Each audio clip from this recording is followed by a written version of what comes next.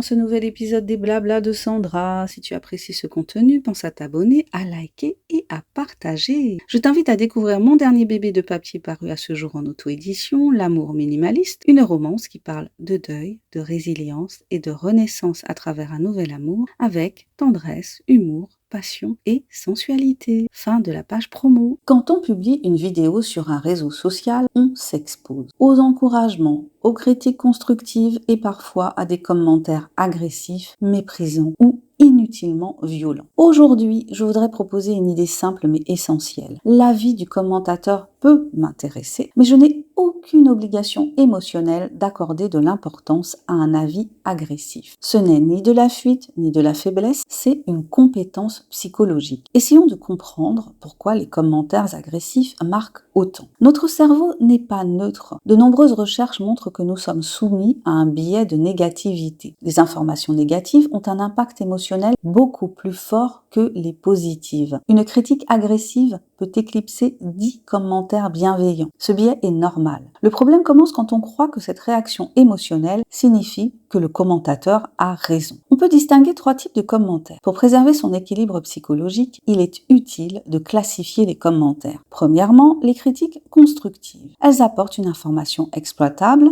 elles peuvent être désagréables, mais restent respectueuses. Deuxièmement, les avis subjectifs. Je n'aime pas, ce n'est pas pour moi. Ils parlent du goût du commentateur, pas de ta valeur. Troisièmement, les commentaires agressifs ou hostiles. Attaques personnelles, mépris, sarcasme, insultes. Leur fonction principale n'est pas d'aider, mais de décharger une émotion. Ces derniers ne contiennent souvent aucune information utile. Ce que dit la psychologie, tout avis n'a pas la même valeur. En thérapie cognitivo-comportementale, on travaille beaucoup sur une idée clé, une pensée n'est pas un fait. Un commentaire est une opinion émise dans un contexte que tu ne connais pas, par une personne que tu ne connais pas, souvent sans enjeu réel pour elle. Lui accorder trop d'importance revient à lui donner un pouvoir qu'il n'a pas objectivement. S'autoriser à ne rien faire de ce commentaire n'est pas être fermé. Dire « cet avis ne m'importe pas » ne signifie pas refuser toute critique, être arrogant, se mettre dans le déni. Cela signifie choisir consciemment ce à quoi on accorde de l'énergie mentale. Les recherches sur le harcèlement en ligne montrent que répondre émotionnellement ou ruminer aggrave souvent l'impact psychologique. Ignorer, modérer ou supprimer n'est pas une faiblesse. C'est une stratégie de protection. Il y a une question simple à se poser face à un commentaire. Avant de réagir intérieurement, pose-toi cette question. Est-ce que ce commentaire m'aide concrètement à progresser ou à mieux comprendre mon contenu? Si oui, je l'écoute.